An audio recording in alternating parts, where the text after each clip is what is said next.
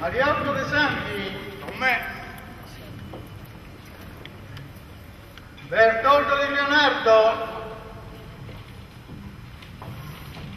Francesco Di Brunotto, Don Raimondo Di Cardona. Estoy aquí. Buonasera eccellenza, la missiva per voi non è scritta, è a voce. Lo so che aspettavo a parlarvi.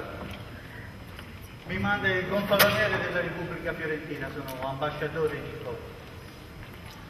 Caro ambassador, purtroppo giungeste tardi. Sappiate che todo sta deciso. Cosa dunque deciso? Semplice. Il Santo Padre vuole immediate Firenze e la mia armata ce le riporterà. Cosa? Con quella ciurmaglia che vi è rimasta dopo la sconfitta di Ravenna e senza cannoni. Non credo sia facile per voi fare, ma non sarebbe meglio trovare un attore. È vero che vengo un esercito di pessimi individui, ignoranti, cattivi, malconci, ma lo comando io, che so il fatto mio.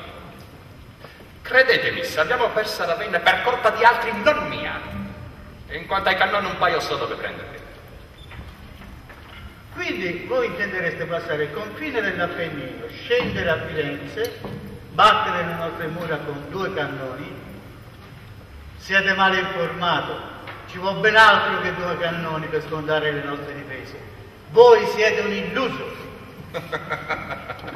Io illuso? Voi fiorentino siete illusi.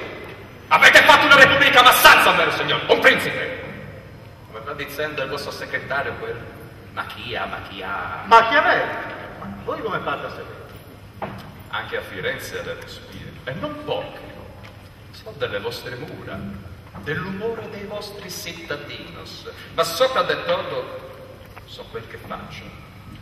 In un assedio, quando le mura non si puono abbattere, si puono sempre azzerare in qualche modo. Cosa intendete dire? Non penserete che vi svegli le mie strategie. Ma allora perché avete accettato di incontrarmi? Perché tengo la mia proposta. Se los fiorentinos mi aprono le loro dorse, invece di partire domani come vuole il cardinale, posso trovare 1000 ragioni per rimandare. L'esercito è stanco, tenemos feriti, non tenemos cannoni. La roba da mangiare non basta. In questo modo vedrei todo il tempo per negoziare ancora con Messer Puzio. È l'inviato del Papa. Se vi accordate col Papa, il cardinale dovrà iniziare la guerra. La vostra repubblica seria salvata. Ho capito il vostro gioco. La verità è che voi non siete pronto a partire con l'esercito domani mattina, né dopodomani.